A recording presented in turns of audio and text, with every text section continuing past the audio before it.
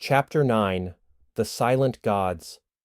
The book's brittle pages whispered as Miranda turned them, her eyes scanning each ancient symbol with a scholar's precision and an obsessive's hunger. The Silent Gods. The phrase surfaced again and again. The ink, aged but somehow still bold, wove cryptic accounts of forgotten deities, entities that were neither fully divine nor wholly monstrous. They were described not with reverence, but with fear.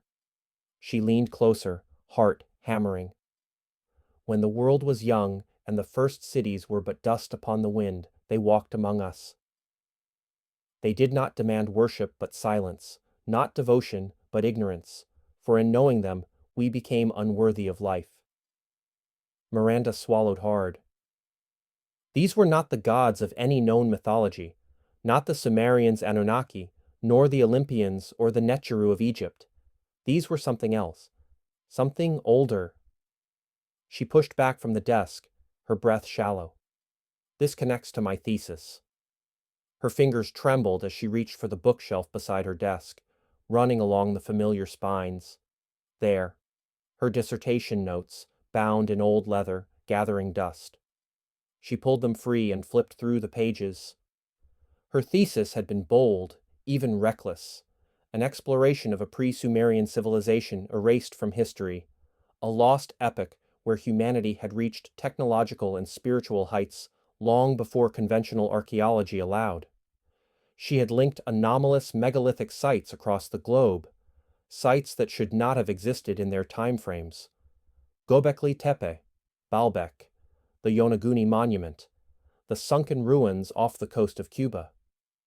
She had proposed that these ruins were the remnants of a global civilization wiped clean from history by a forgotten cataclysm.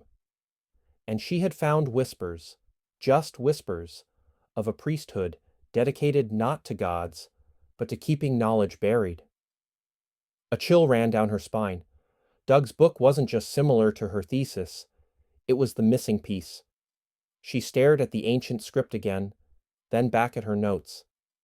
The symbols, the phrasing, the mythology, it was all there, but older, deeper, more precise, and if this book was real, then she had been right all along. The thrill of vindication was quickly overshadowed by something else. Fear, because if she had been right, then her old mentor, Dr. Alexander Greaves, hadn't just been trying to protect her academic career, he had been trying to protect her from something far worse. Her hand hovered over her laptop. Dr. Greaves had always been a reluctant ally. He had never ridiculed her research the way others had, but he had urged her to abandon it all the same.